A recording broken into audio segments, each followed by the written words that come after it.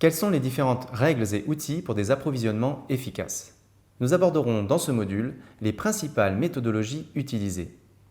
En premier lieu, vous avez la méthode empirique, qui est basée sur l'historique. C'est ma préférence lorsque les prévisions sont incertaines, voire absentes.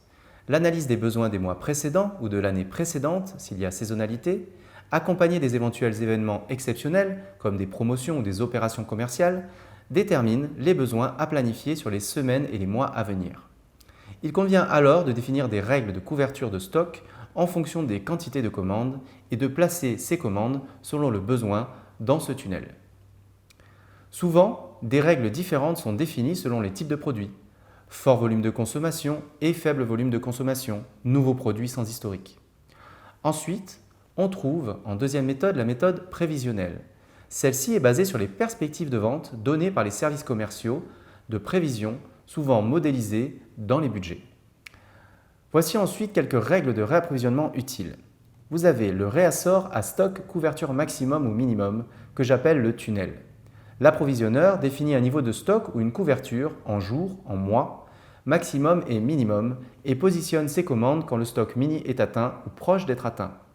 Je préfère la notion de couverture sur les articles à fort volume régulier versus stock en quantité, car une donnée de stock quantitative peut ne plus devenir représentative si les besoins évoluent. Elle doit constamment être réajustée en fonction du prévisionnel. C'est là que le KPI couverture est très pertinent. Par contre, sur de petites références qui tournent peu, l'inverse se produit. Un stock très faible peut représenter une couverture énorme.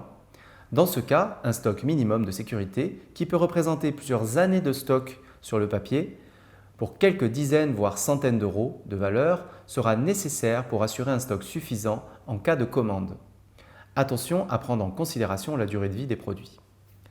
L'approvisionneur complète la quantité manquante pour atteindre le stock maximum à intervalles réguliers de planification, hebdomadaire, bimensuel, mensuel, voire trimestriel selon les portefeuilles achats à suivre. Attention cependant, après avoir mis en œuvre des systèmes d'approvisionnement dans plusieurs PME industrielles et groupes, je précise qu'il revient à l'approvisionneur de gérer son temps pour être productif. Positionner des créneaux hebdomadaires, bimensuels, mensuels, voire trimestriels, dédiés à la gestion des approvisionnements. Appelons cela des points planification. Si vous commandez 1500 références d'étiquettes par exemple, dont certaines font la même taille et sont idéalement à fabriquer ensemble, c'est-à-dire en amalgame, aucun stock ou niveau de couverture ne tombera pile à son niveau d'enclenchement de commande au même moment. Vous avez ici 4 références dont le niveau de couverture se situe entre 2 et 3,5 mois de couverture. 2 sont en vert et 2 sont en rouge, par rapport au fait que vous avez estimé que le stock mini est de 3 mois. Dans ce cas, allez-vous commander 2 références seulement ou les 4, sachant que votre prochain point est dans 15 jours par exemple? Ce sera donc à vous de décider. Personnellement, je commande les 4 pour tout remettre à niveau et optimiser ma charge de travail administrative, celle chez le fournisseur, les runs de fabrication, les livraisons, les factures à valider et à payer derrière. Ok, et ensuite, comment optimiser les quantités de commandes? Les quantités de commandes seront basées sur les QEC, quantités économiques de commandes, qui sont définies par les achats en lien avec les fournisseurs. Des camions complets, par palette, par carton, par quantité de rouleaux et autres. Par exemple, si lors de l'intervalle prévu de commande, 2 camions complets permettent d'être un peu en dessous du stock maxi ou 3 largement au-dessus, l'approvisionneur devra choisir, ne pouvant jamais tomber pile sur le stock maxi.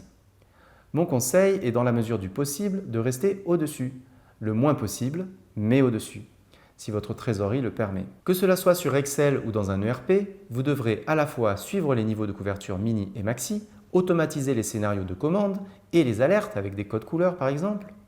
Une commande va se générer automatiquement et vous devrez affiner et prendre des décisions pour optimiser au mieux les coûts d'achat, votre productivité et la charge induite en interne liée au nombre de commandes reçues. Pour conclure sur ce module, posons-nous la question des délais d'approvisionnement. Le délai d'approvisionnement pourrait correspondre au temps que met le fournisseur pour nous livrer. Cependant, ce serait incomplet. Le délai d'approvisionnement doit prendre en compte plusieurs éléments afin que l'entreprise ne tombe pas en rupture de stock. Premièrement, le délai de connaissance de mise à jour du niveau de stock. Avec les systèmes informatisés, les stocks sont censés être tenus à jour pour se rendre compte que son stock a atteint le point de commande. Cependant, dans les systèmes informatisés actuels, il reste un risque. Le risque est que l'écart entre le stock physique et le stock informatique soit différent. Ensuite, le délai administratif de passation de la commande, qui représente le temps passé par le gestionnaire pour passer la commande auprès du fournisseur. Enfin, vous aurez le délai administratif de traitement de la commande qui équivaut au temps passé par le fournisseur pour enregistrer la commande.